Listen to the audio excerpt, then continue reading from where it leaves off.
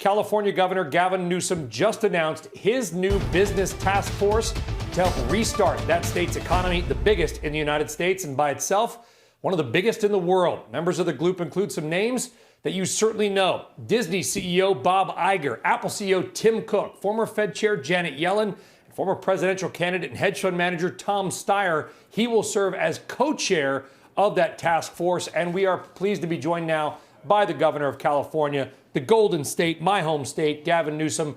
Governor Newsom, Gavin, it's good to chat with you again. When you look at this economy, I know people are probably in your ear. We need to reopen. You're the biggest state economy in the United States. Tell our viewers where we stand right now and what the realistic timeline might be. Well, we're not looking at timelines. We're looking at conditions on the ground. We're looking at data science. We're looking at the spread of this virus.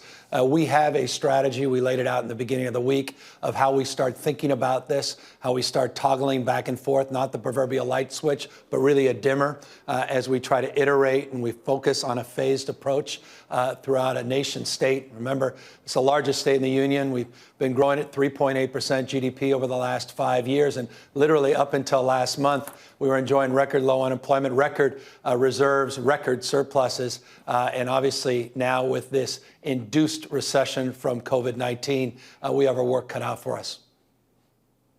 Yeah, and any projections, maybe not on health, but on the economy in general? We've had 22 million people nationwide file for jobless benefits in the last 3 weeks, Governor, a number I'm sure that millions of those are coming, unfortunately, from California. Any projection of whether or not the worst economically may be behind your state?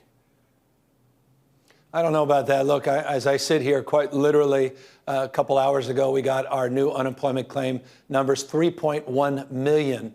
3.1 million just since March 12th. So you're talking about in a sector of just a few weeks, a deluge of unemployment claims. I'm here at a restaurant in Sacramento, Mulvaney's. It's just a demonstrable example. By the way, I have a business background. I got into politics, by the way, a business. I opened 23 businesses, have about 1,000 employees in a blind trust right now. So this has been a cause of my life, a point of passion. And I'll tell you, with the stimulus, as important and powerful and potent as it is, those PPP dollars aren't getting down yet to businesses like this. I am hopeful these guys are able to do justice to the smallest of small businesses, particularly in this restaurant sector in the next round. It's just fundamental and critical so that I can answer affirmatively that I think the worst, the peak is upon us or behind us. Yeah, and I'm glad you're at Mulvaney's because kind of a legendary spot in Sacramento, family owned. I mean, you know, we look across California or whatever state it might be, Governor, and we see all these small businesses, people that have broken their backs for generations trying to build a little nest egg and a business for themselves, now literally at risk of losing 20, 30, 50 years of family work over a 1 or 2 month period. The PPP, we've talked about it, pretty much full. Congress is arguing for it. What is your message to Congress and to the small business owners in your state that are just struggling to stay afloat after being punched in the face out of nowhere?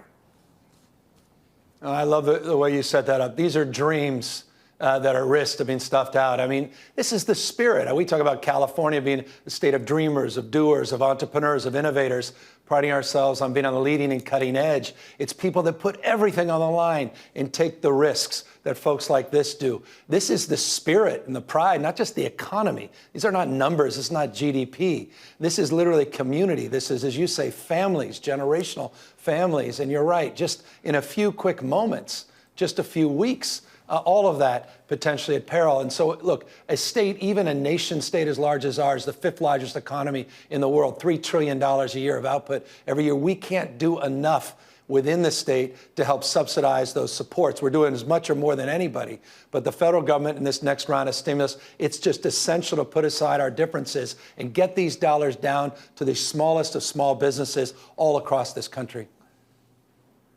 You know, I think you would argue, you know, and so many would argue, not only in America, but around the world, Governor, the key to coming out of this, besides, of course, a vaccine that is widely available, is testing. And I mean, I could see a day where, you know, we're going to a 49ers game at Levi Stadium and somebody puts a thermometer to your head and says, okay, you can go in or you can't, or you can go to Mulvaney's because they've taken your temperature at the door, or there's widespread testing and you can sort of prove, yeah, look, I've just tested and I'm sort of negative. You can kind of see that world based on where China is now. How close are we to mass testing? You got, what, 55 million citizens you've got to deal with?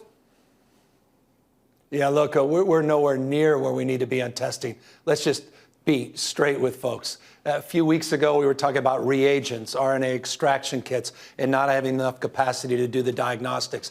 Now the biggest challenge is swabs and the media to carry the swabs. The good news is we're getting more throughput, point-of-care testing, and we're seeing the adoption of a lot of innovation and entrepreneurial spirit in this place, including the serology test, the blood-based test, but the community surveillance that you speak of that ultimately will help us not only track the disease, but begin to trace the impact on the broader community and be able to isolate and quarantine people. That will allow us to advance our economic recovery, allow us to do it in a safe and responsible way. Let's just be careful at this moment. We're so desperate to get out of our homes, to get back to work, and to go back to places like this to reconnect with our family and friends. But let us not run the 90-yard dash.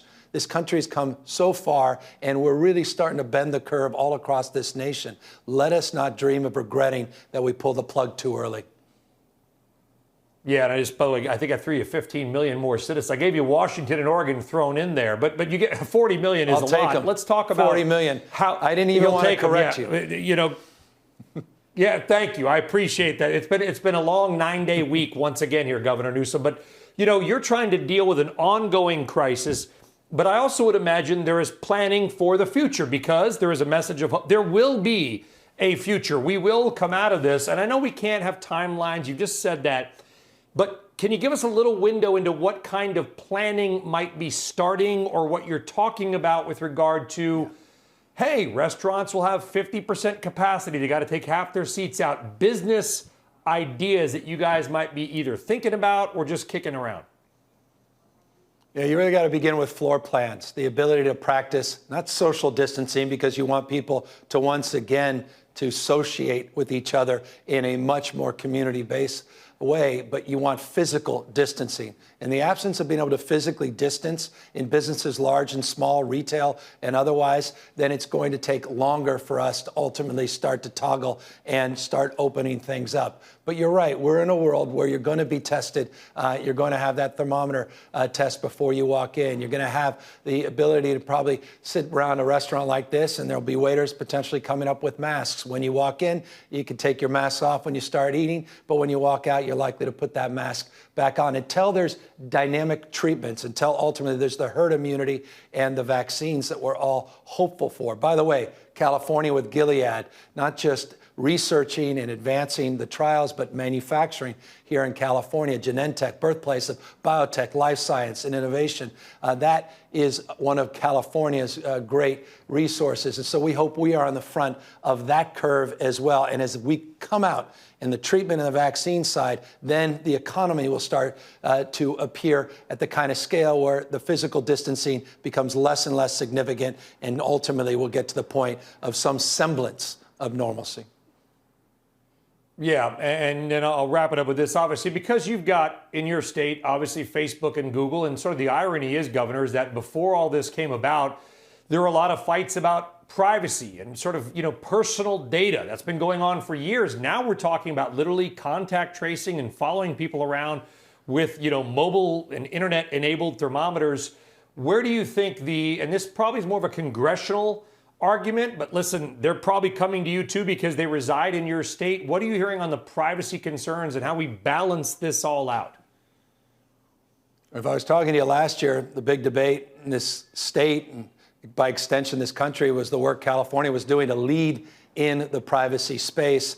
We were referring to some of our data collectors as data frackers, in a pejorative term, meaning there was a lot of consternation. You guys have covered this ad nauseum But now these guys have been incredible partners. But I'll tell you what, it's predicated those partnerships on maintaining our privacy. And so what I've done is we brought two Obama alumni, their chief data officer and one of their CTOs during the administration, and they're advising us in this space. It's part of a core value in California. But we're so pleased with the work Mark Zuckerberg has been doing to help support the open access of appropriate data in an anonymized way, in a non-individual or personalized way, including Apple and Google and others, as you noted, that are really going to help us with the technology platforms to help us supplement or support the efforts of the individual tracers, an army that we're all starting to build and train to be able to ultimately move back into an economic point where more of our businesses are opening up every hour, not just every day or every week.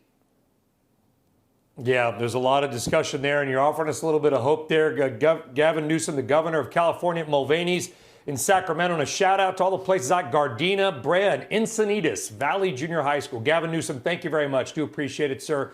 Best to you and everybody in your state. Thank you very much.